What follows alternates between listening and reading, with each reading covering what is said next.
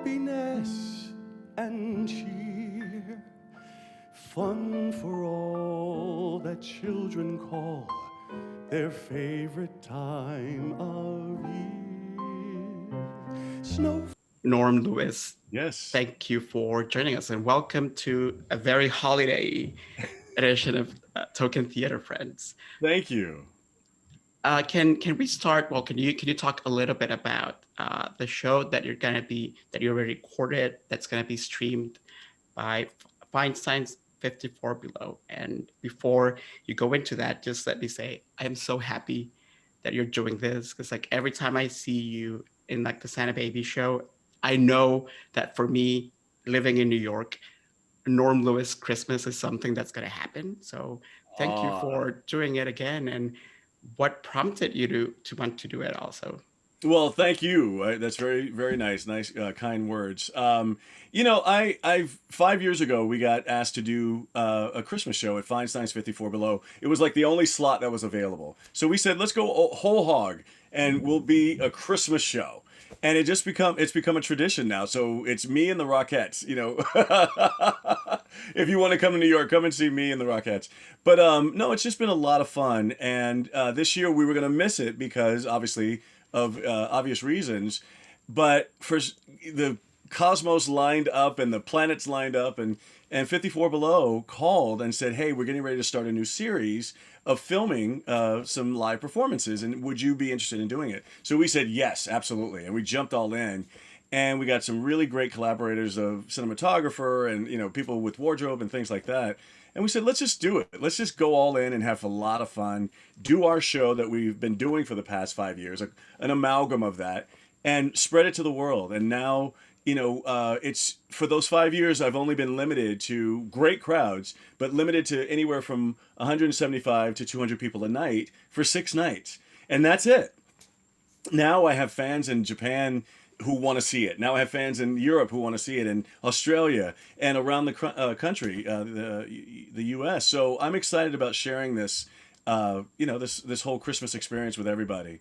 And it's going to start December 17th at 8 o'clock. That's our opening night, and then you can stream it anytime you want after that. Starting after that 8 o'clock period, and you could watch it at 3 o'clock in the morning or 12 o'clock in the afternoon, be in your PJs, or you can dress up in a tuxedo or a gown and have some wine with me, or have a cocktail or a glass of milk, whatever you want, and just I just hope to spread some joy. What's your poison of choice if you're picking a wine or a cocktail? Well, there actually is a special cocktail that they have every year. They put one in my honor, and this year we're going to repeat one that we had before. It's called the Nutcracker Cooler, and the ingredients. I think we're either putting it out today on social media or sometime this week, and you can make that up and share it with me when you're watching, or have a beer or have a glass of champagne or whatever. But yeah, it's going to be fun. Also, before I go into like more serious questions, I guess, how do we actually make you and the Rockets happen and do like a huge spectacular together? Maybe like next Christmas, I hope. Like we're gonna want to be outside and doing stuff not at home. Absolutely. Well, we can start a campaign. Let's do it. No, I've loved the Rockettes for many years, and that holiday show they do at Radio City Music Hall is fantastic. And so, if you can't afford that, you can come and see this little tiny show that I'm doing in New York City. Yeah, so go get started working on those high kicks, I guess. Norm. Exactly. Exactly. You call it a tiny show, and something that I'm very struck by was I love being in that room at Feinstein's, and I love the sense of like intimacy there. Mhm. But you don't put on like a tiny show. It's like seeing you at I don't know, like the Sydney Opera House, or you have that ability to like turn like a small stage into an experience that's both at the same time. It feels very intimate, but it's also holy crap. Like you can imagine like thousands of musicians behind you based on the amount of energy and passion that you put into each song. So how do you make that happen? It's funny, and thank you for that. It's funny for me. I'm glad you brought that up, because the thing about it, I don't even like to call it a show or a cabaret or a concert. I like to call it a party.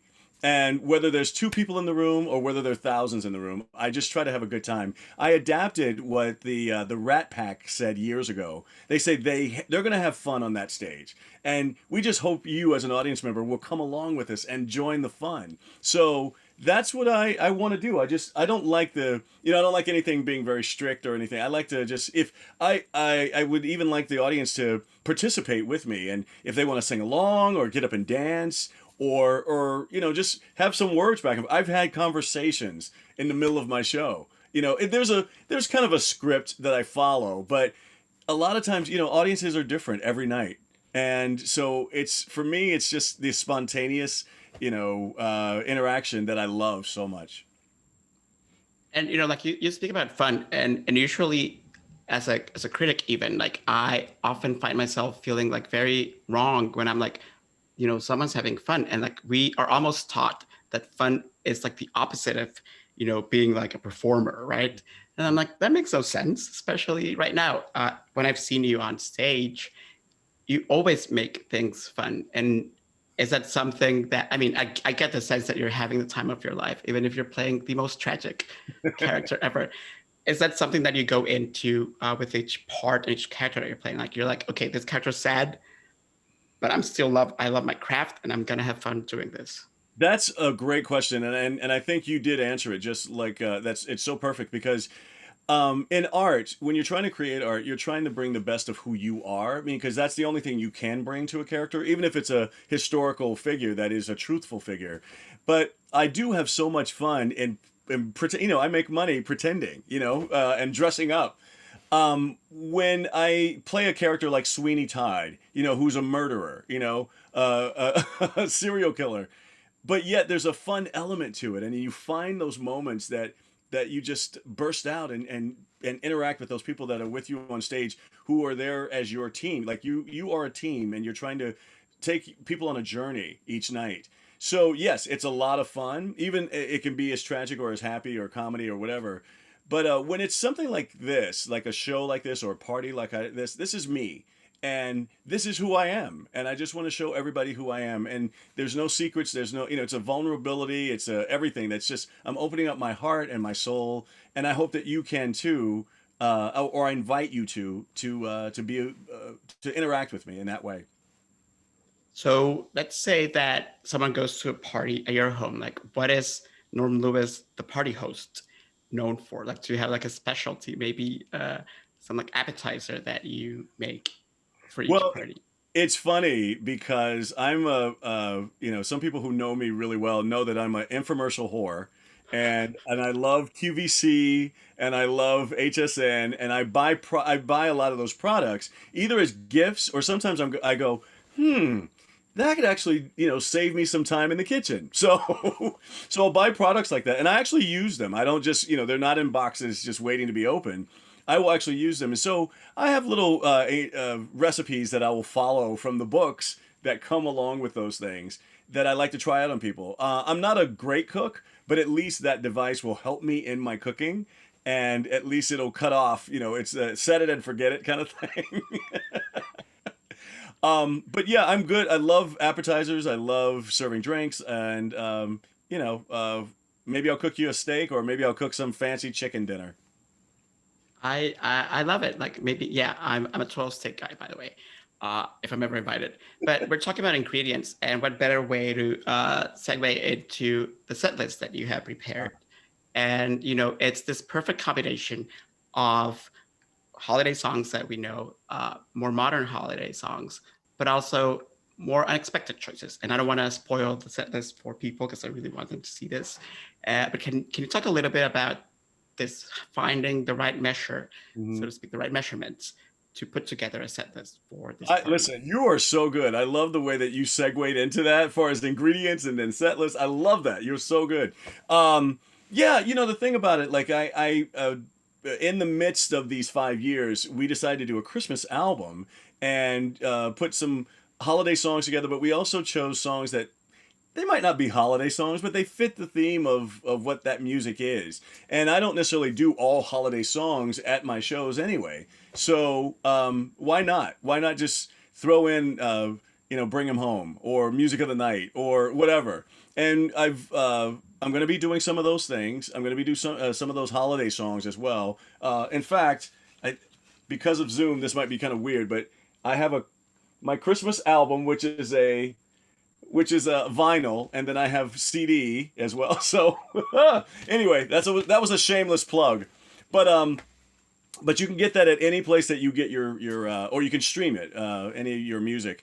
But yeah, it's gonna be. I got some new stuff that I'm looking at. There's a song called "Be Aware" that was written by Burt Bacharach and Hal David, and it's something that has been in the ethos for many years, but yet it still resonates in this time, in this society, and it's a great message and just makes people think. So yeah, I just want to share that story with them. I want to share what has happened to me this year, and because I know we've gone through some major challenges, and maybe we can kind of commune together and understand each other a little bit better. There's no such thing as a shameless plug, by the way. Like, in fact, I wish I had that vinyl because you can see back there I have all my vinyls. And can you Yeah. imagine? I could have had your vinyl over there. So at the end of the show, Oh, you can tell us where to find it and how do I get to have that next time. Um, Nothing like Backrack and David, by the way. So yes. I'm all about that. And but I'm really curious about, we have a very almost predetermined way in which we go about tradition. And this is, like, people can be like, this is not a holiday song. This is a holiday song. This Right. is, like, we all love checking each other and telling us the many ways in which we are wrong. But can you talk about, and you don't have to share them, obviously, if you don't feel comfortable, but to give you an example, one of my favorite Christmas traditions is watching black and white movies, Mhm. none of them holiday related. Mhm. Like, I'll watch Casablanca and some of my favorite movies that I grew up watching, and I'll have burritos. None of those things say Christmas to anyone, but they are Christmas to me. Right. So when it comes to both your personal ones and, like, choosing songs, Mhm. like Be Aware, what's like the process behind that? Well, it's an interesting process because I've been working with my manager Jeremy Katz and also my musical director Joseph Joubert, who's just fantastic and can arrange anything and play anything, and the mastermind behind most of my ideas or the ideas that I actually come up that end up in the show is Richard J. Alexander, and he's this genius director for many years, and he works with people like Bernadette Peters and Bette Midler, and his biggest name and Kristen Chenoweth, and his biggest name is Barbara Streisand, who he works with. So I'm lucky that I get a piece of who he is and his genius. So we listen to music all year, and we go, oh, that would be a great song to put into the arsenal, no matter what time of year. And then sometimes when we're constructing the show, we go, you know what? I think that song will fit in this section of the show. So it's a process that way. And literally, we will pick 100 songs throughout the year and go, hey, listen to this. We'll send each other's YouTube videos and go, what do you think about this song for my voice? What do you think about this song for my show? So Maybe this is like a really inappropriate question to ask, yeah. but have you ever found a song that, even if you've tried a million ways, you just won't get to work for you? Although I don't think there's anything you can't sing, but Well, that's very kind. That's very kind of you. Not yet. I mean, I think we've found most of the songs, even if it's contemporary, even if it's something that's has a gospel flair, I'll bring my truth to it. Like the song, you wouldn't think I think it was about 4 years ago, we really decided to use this. No, no, no. Actually, it was before then. No, it was 5 or 6 years ago. I never would have thought that I would be singing "What's Going On" that Marvin Gaye wrote and sang on his album, and that was his anthem. Never thought that I would be singing that in a concert, but now I've done it all over the world. Anytime I've done a concert, that song definitely comes up because it actually has a fantastic message. And one of the things that my director Richard J. Alexander told me to do when I started singing it, he's like, don't get into the groove of it because that's what people normally do. They start dancing to that groove. It's all really cool, but listen and say the words. And I've had so many people come up to me and go, "Oh my God, I finally know what this song is about." And not that to take away from Marvin Gaye at all, but it was like just stay focused on the lyrics because Marvin Gaye's a great poet. He was not only a great singer and just a all great human being, but he was a great poet. And so he wanted him to focus. He wanted me to focus on the words. Yeah, right now, even when you said what's going on, I started like in my, it's like I was listening to the beat, but then the words, it's almost like a prayer. Yeah, yeah, yeah. That's really beautiful. Thank you for that insight. Mm-hmm. So, what have you been up to this year? That's a loaded question, right? So many things. I mean, once the pandemic actually, once we got shut down, immediately people started reaching out and saying, "Hey, can you do this Zoom thing, or can you do this phone call, or whatever?" And now this new technology, like we're doing right now, has blossomed into even more, and I think it will probably become even more. So I started doing even teaching online. I did some master classes. I've done benefits. I've sent people messages, either birthday or just encouragement, privately. I've gone into some corporate events where they just wanted a song and talk about, what I've done this year. So I started that out in the beginning. Then once the weather got warmer, I started venturing out just a little bit more. I was nervous, because New York was the epicenter of everything and people were dying, very quickly day by day. So I was very scared. On my birthday, June 2nd, which was the first day I actually did something socially distant with someone outside, went to Central Park. A couple of my friends said, "We want you to sit with us picnic style, socially distant." One of those friends is Sierra Bogus, who's going to be a guest in my show. And so she made me go out and, we talked about a lot of things and it was refreshing. On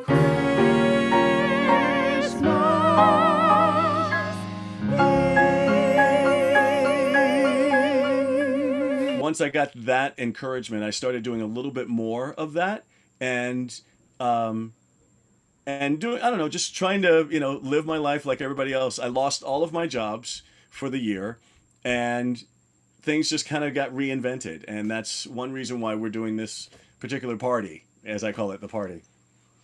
Yeah, it's been a very, especially for all of us that love theater so much, it's been a very dark year. And I don't really want to get into that because I think we all know how sad it's been. Yeah. So I want to go to the other side and ask instead, what have you discovered about yourself as a performer and as an artist by this new limitations? Because I mean, we are on stage right now. It's like we're like designing this like little square stages. Right. And for you, for instance, I've heard from so many musicians who speak about how they have learned how to time themselves because there's a delay maybe with their bands when they're playing live. Mm-hmm, mm-hmm. And I'm curious, like, what are some things that actually you're like, I'm glad that now I have that new skill?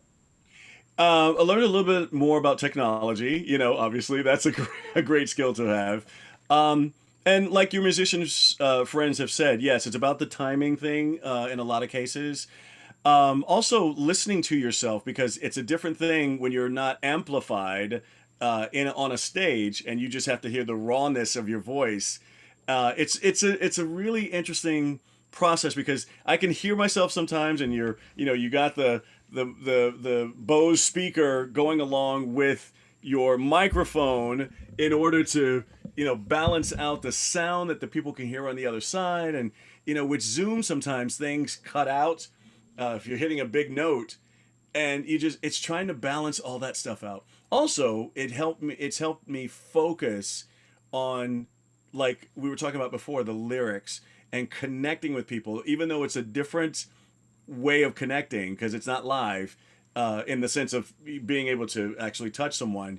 But you and I are talking right now, so it's now reconnecting that artistry in a technological way. And so there's all kinds of new stuff that we're discovering. It's been 9 months, but it feels like it's been 3 years. I know, right? One of the things that I really miss the most as a theater goer and as an arts lover, basically, is being able to thank what all of you do with the applause. I feel like the first time I go see a show live in community, my hands are gonna just like fall off, like when I boxed from clapping so much. And I wonder, I mean, I know that you don't necessarily miss the applause because you love the adoration, but the applause is the way that we thank you for the work that you've done. How can we thank you right now, and how have we thanked you digitally? Like, how can we know that artists know that we love what all of you are doing right now? Well, I do miss the applause. I do miss that because that energy does come to you and the sound and everything. But I can see sometimes on these Zooms that people are doing that, or sometimes people will go, "Yay!" You can hear it through the Zoom. But even if not, like I did a concert with Seth Rudetsky, and it was just he and I. He was playing in his living room in Connecticut, and I was, or I think it's upstate New York or whatever, and I was in my living room. But we were connecting over online to go out to the masses. And you know that people bought tickets in order to see this. So you knew you were live. You knew you were going to be touching people in some way. So you just focus on that. You focus on the material. And you know that people are responding, even if you can't hear them, you know they're responding energetically through the air. And so you just accept that energy. Um, but, there's also this. Wait, hold on. There's also this thing which I love. Can you see that? I got it. And so that helps a lot. When you know that people and people write you and you see in the chat or social media or whatever, and when you see those kinds of things, you know that you're doing the right thing. Mm. Can you talk a little bit about the rapport that you have with your band and why you keep, collaborating with the people you collaborate with?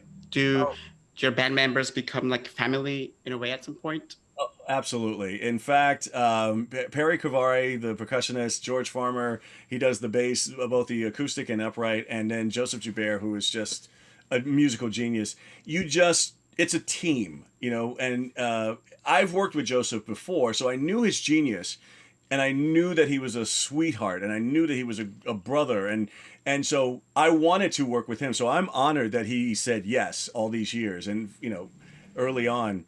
And then he put this band together, and over the years, we've gone to a lot of different places around the country, and even when it came to doing the album, which I'm shameless.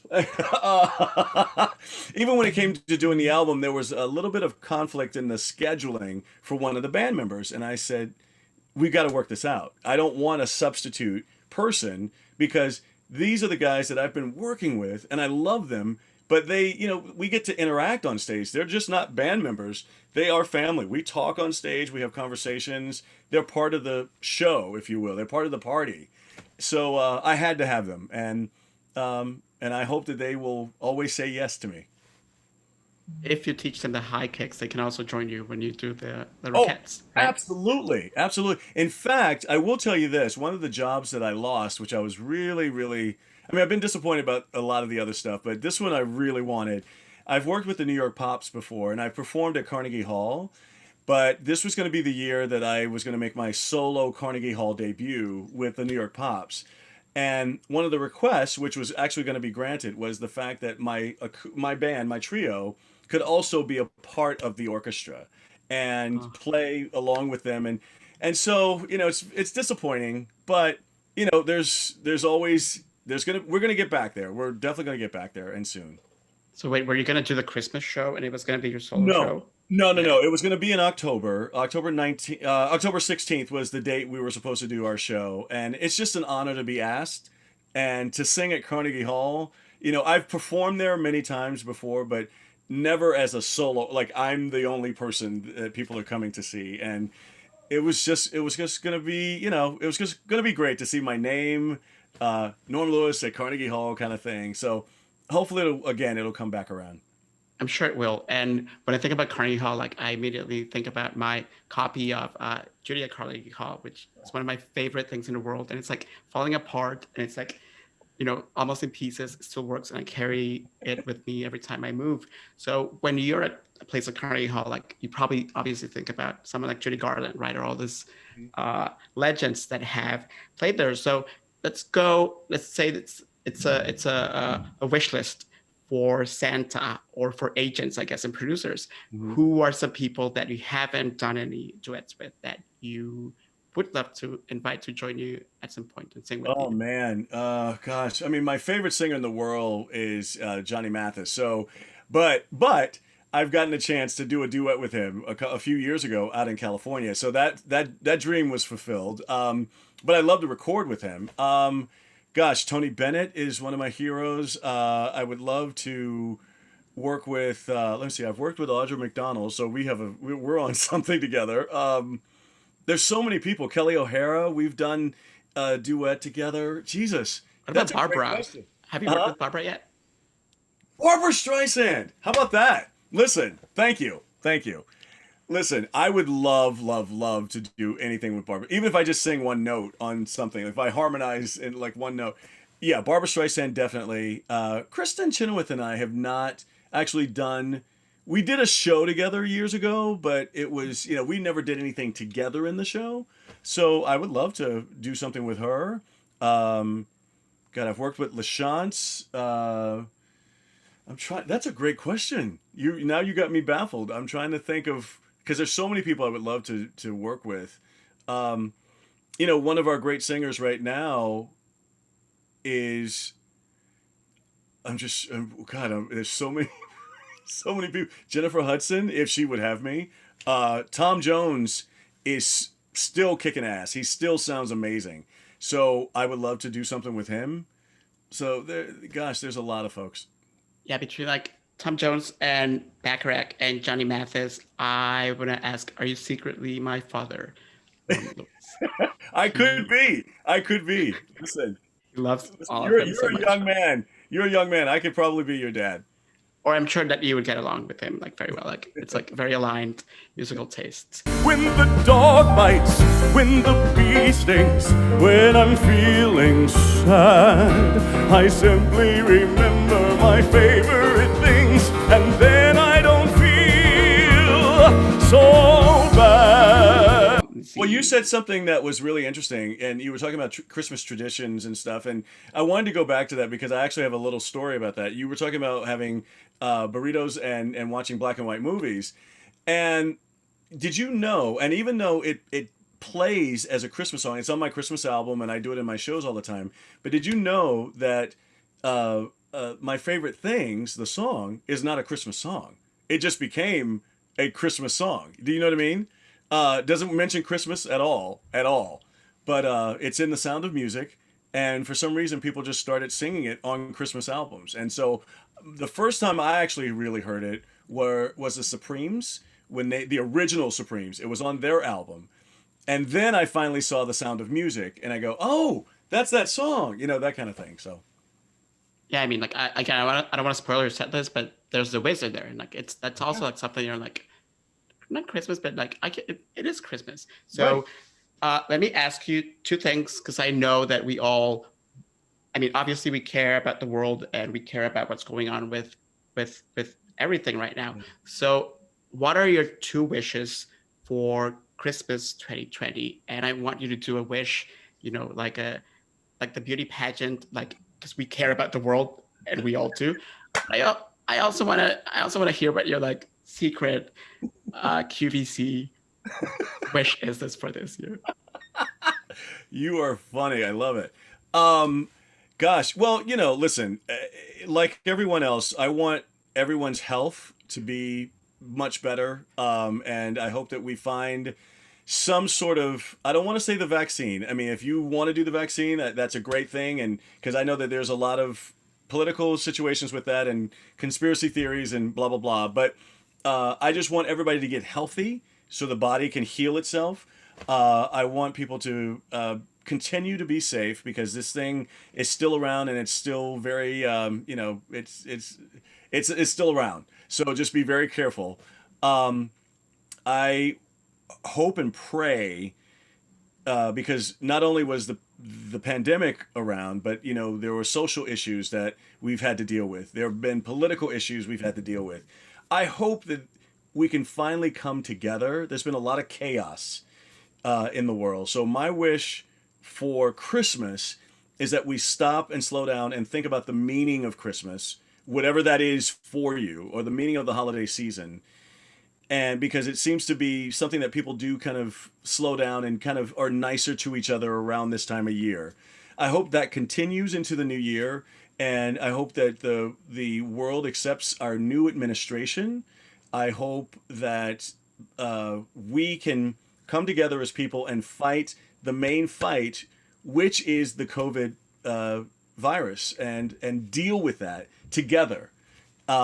We might have different political ideas and ideologies and stuff, but we've got to find a middle ground and respect each other. I used to be with this whole political thing. I would watch these videos on YouTube. It's like, ooh, so and so owned that person and told them off. And, that's fun. It's fun.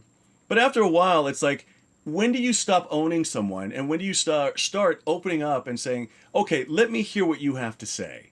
Let's come to some sort of understanding in this, because we got to live together. We got to respect one another. So that's a long answer, but I hope it resonates.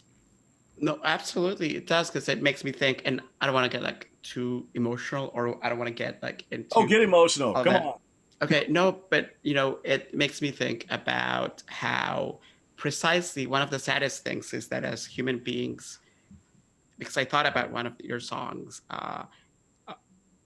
why couldn't it be Christmas every day? It could, if we all put our nonsense aside and like just learn how to freaking love each other more.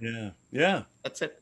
We could be having Christmas. Can you imagine, Norm, presents and food and maybe that would be too much every day. But just like the spirit of like loving each other every day, like Christmas, that would be something that we all should aspire to. But you were sneaky and you didn't give me your secret QVC. All right. Oh, I don't know what's out there right now because I haven't had time to watch it, but I just do know that they have had. Okay, I have a steamer that I bought because I used, obviously I would travel all around the world a lot, and I would take my tuxedos and I would take my shirts and my pants, and a lot of times, even though I would have them dry cleaned before I left, they still would be wrinkled, and I would have to get someone to like, oh, can you press this, or I would send it down. And I saw a steamer that was for $16 on HSN, and it's called the Mini Steamer. And the thing about it, I kept saying, I said, this thing is so cheap, it's not going to work. Well, it's the best thing I've ever, even from a professional standpoint. I bought several of them and I've given them away and sent them off to other people in different parts of the country.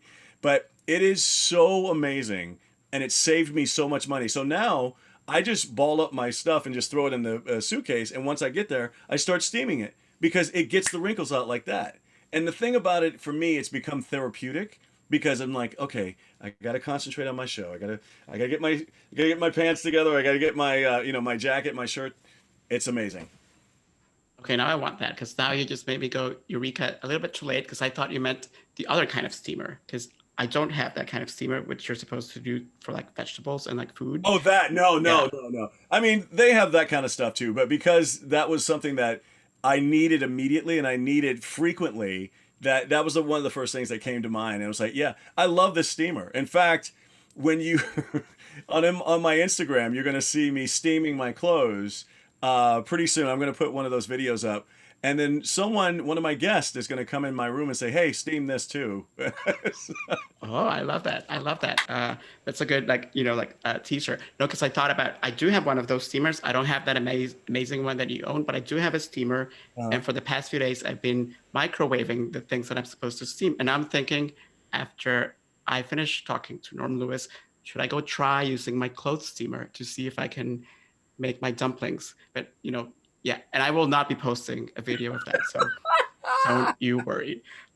Thank you, Norm Lewis. Like, now this is the time where you can plug all you want and show us that beautiful vinyl cover, because I do want it over there. What are you talking about? You mean this whole thing? Wow. Oh, wow. Yeah, Yes, it comes in and it has, you can't really see it. Oh, it goes away. But anyway, it's got the sleeve and blah, blah, blah. And then, and then there's the CD, or you can stream it at wherever you get your music. Also, December 17th, 8:00, join me for the opening of, Christmas Time is Here, Norm Lewis at Feinstein's 54 Below. And then you can stream it for 2 weeks after that till December 31st. And just come and join me. Again, it could be, if you haven't gotten a gift for any family member or friend and you can't think of anything, buy them this evening, because I think they will get a lot of joy out of it, and especially after this year. So I promise my best that I will work hard so that every time someone asks, what are you doing New Year's Eve? Norm's show. Like I'll remind them, like, go watch it right now, That's and they right. can dance to it. Like they can have a little party while you're singing. I mean, can you imagine that luxury of having you in our homes like every night singing to us so we can dance and have some champagne? Uh, That would be awesome. That would be awesome.